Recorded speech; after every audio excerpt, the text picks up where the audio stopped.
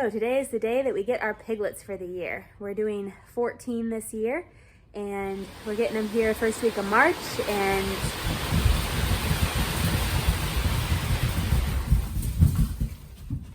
wow, that was all the snow that just let free from the barn roof. That was fun.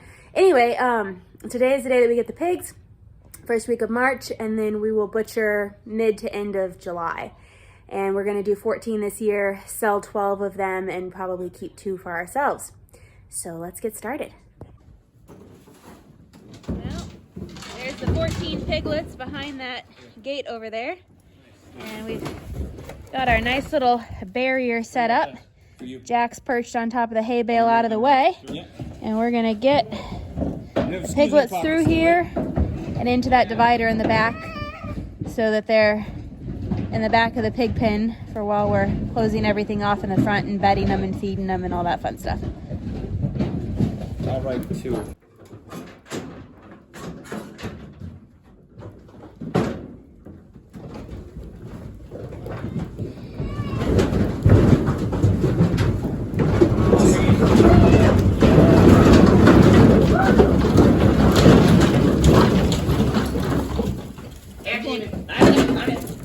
Oh, it's so cute. Jack, can you say pig? All right, false. Pig. I'll take that in and we'll spear in. And there they are. So, honey, what are you guys doing? We are dapping the bunk fitting on the stock tank down to fit this lovely little pig nipple. So it still gets cold enough at night that the hose would freeze, so we can't do the usual thing we do for late in the season, which is run a hose to a nipple. So we fill up the stock tank and put a piece of foam on it. And that's what we're doing the water in. And that's where the water comes up with the pigs. So this is our version of the cold weather water, and if it gets cold enough, we picked up a heater we can drop into it to keep the tank from freezing out. So. And I'll stick a link for it.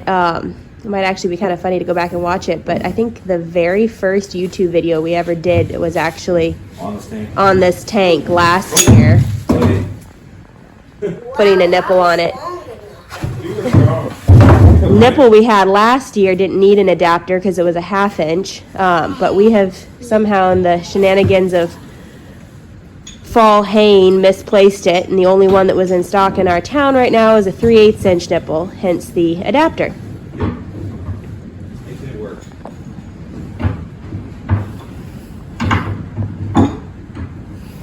I don't know if you guys can hear it or not, but we are having one of the windiest days we've had in years here.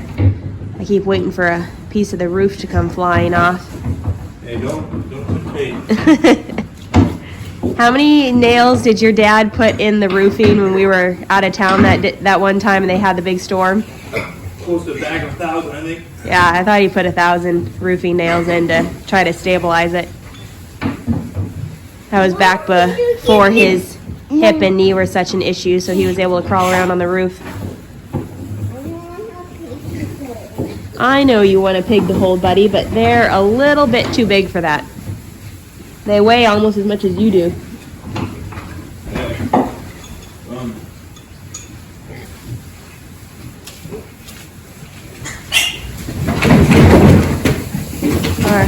Whoa, there go the pigs. Roger must have disrupted them. Thank you very much, Roger. Roger, what are you doing?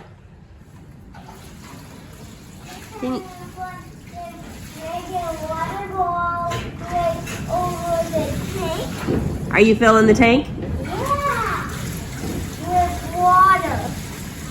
What's that tank for, Roger? Water? Yeah, but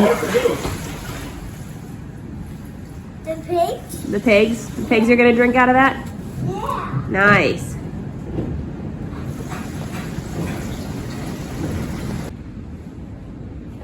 All right, so this is our, I don't know what the politically correct way of saying redneck pig pen setup is.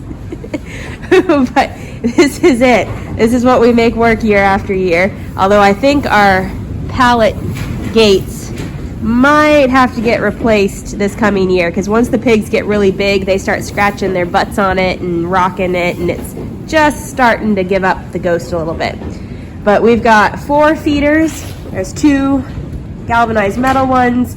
There's 2 wooden ones, which I don't have a YouTube video for it yet, but we have a blog post on how to build those. They're pretty inexpensive, and they actually hold a lot more than the galvanized ones.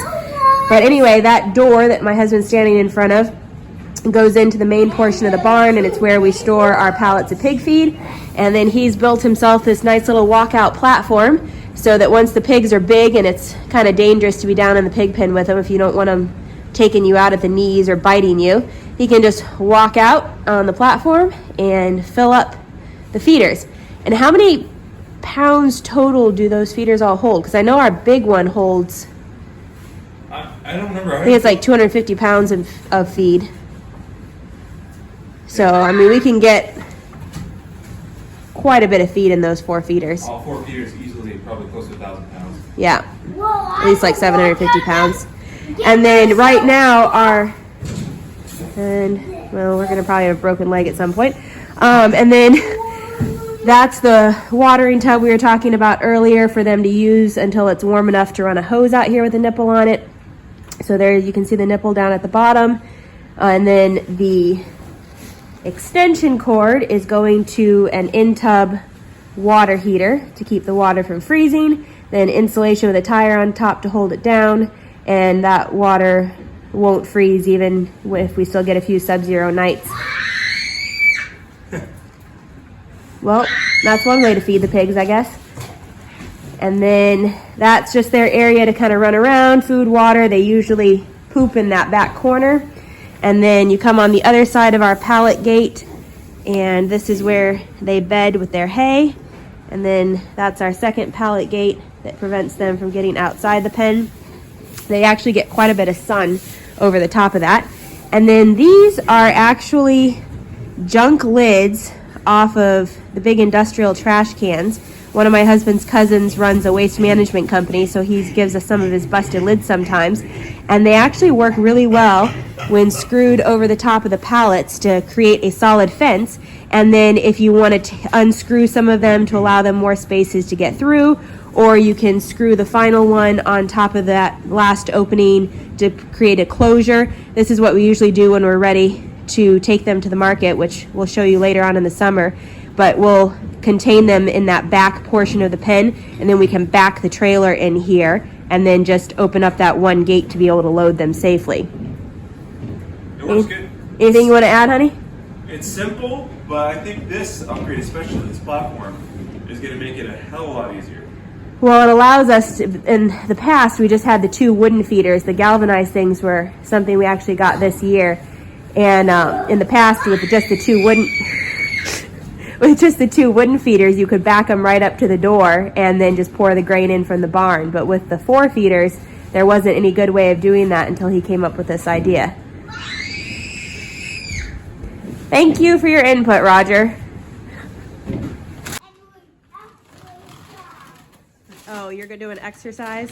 Yeah, I'm doing exercise on the computer. Oh. All right, watch out. Back up for a second. Daddy's gonna pour the grain on top of you. Would you step back here on the platform and get 2 feet on it before you fall off and back over the skull?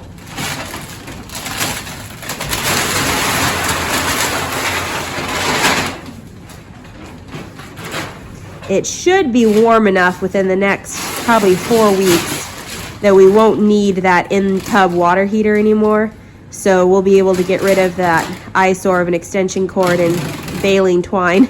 Yeah, the last year we had that freakishly cold weather though for like 2 weeks where it didn't get above like 30, and then that thing froze solid. I'll do it. Well, and we just recently still had sub-zero weather, and I think it's been getting down in the teens pretty regularly every night. Oh, this should be good. Slick as a whistle. One of these days, he's actually going to go head first in there and get stuck.